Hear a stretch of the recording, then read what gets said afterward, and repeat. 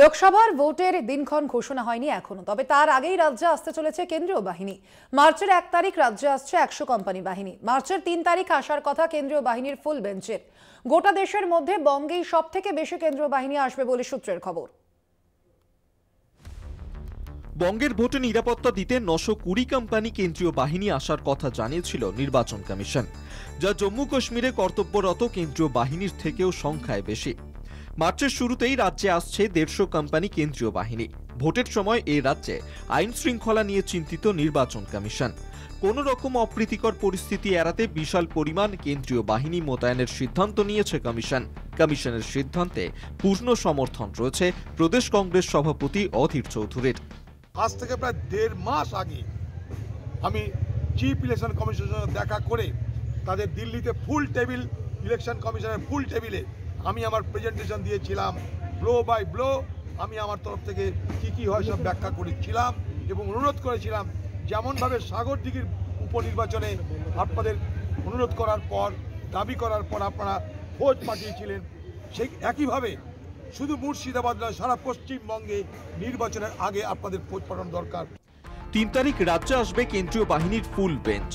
নির্বাচনের নিরাপত্তা সংক্রান্ত কাজ কতটা এগোলো তা সরেজমিনে খতিয়ে দেখতেই আসবে ফুল বেঞ্চ। তবে তার আগেই রাজ্যে মোতায়েন হয়ে যাচ্ছে কেন্দ্রীয় বাহিনী। রাজ্যের আইন শৃঙ্খলা পরিস্থিতি নিয়ে শাসক দলের ওপর চাপ বাড়াচ্ছে বিরোধী শিবির। সন্দেশখালীর ঘটনার পর কার্যত নিরাপত্তার প্রশ্নে চাপের মুখে শাসক দল। ভোটের অনেক আগে কেন্দ্রীয় বাহিনী মোতায়েন উচিত সিদ্ধান্ত বলেই মনে করছে বিরোধী শিবির। তাহলে কেন্দ্রীয় বাহিনী তাদের উদ্দেশ্য হচ্ছে, আসার উদ্দেশ্য মানে হচ্ছে মানুষ যাতে নিরাপত্তা নিয়ে ভোটটা দিতে পারে, নিরাপদে ভোটটা দিতে পারে। কিন্তু আগের নির্বাচনেও কেন্দ্রীয় বাহিনী ছিল, তারা কি নিরাপত্তাতে ভোটটা দিতে পেরেছে? নিজেদের অধিকার, গণতান্ত্রিক অধিকার প্রয়োগ করতে পেরেছে? ফলে যতক্ষণ না নির্বাচন শেষ না হচ্ছে ততক্ষণ পর্যন্ত এই দুই সরকারকে আমরা কোনোভাবে বিশ্বাস করি না।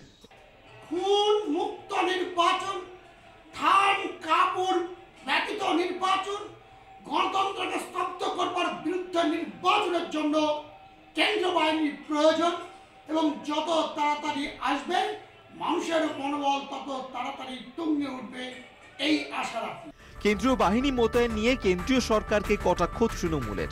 এ দেশের সব রাজ্যের জন্য নিয়ম একরকম নয় বলেই কটাক্ষ তৃণমূল নেতৃত্বের। সেখানে উত্তরপ্রদেশ, মধ্যপ্রদেশ, রাজস্থান কোথাও সেন্ট্রাল বাহিনী ডিপ্লয়মেন্ট হয় না, হয় কোথায়? পশ্চিমবঙ্গে। কারণ পশ্চিমবঙ্গের মানুষ 2021-এর নির্বাচনে স্বপ্নভঙ্গ ঘটিয়েছে। সেই স্বপ্নভঙ্গের প্রতিশোধ নিতেই আলাদাভাবে কেন্দ্রীয় সংস্থাগুলোকে ব্যবহার করে আজকে এই পদক্ষেপ গ্রহণ করছে।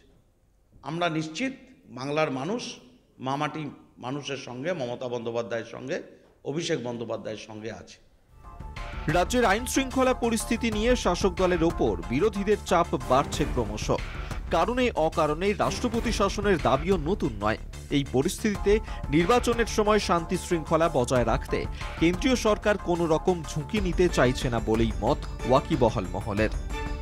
মুর্শিদাবাদ থেকে কল্যাণ চন্দ্র ও অভিজিৎ ঘোষের রিপোর্ট, কলকাতা টিভি।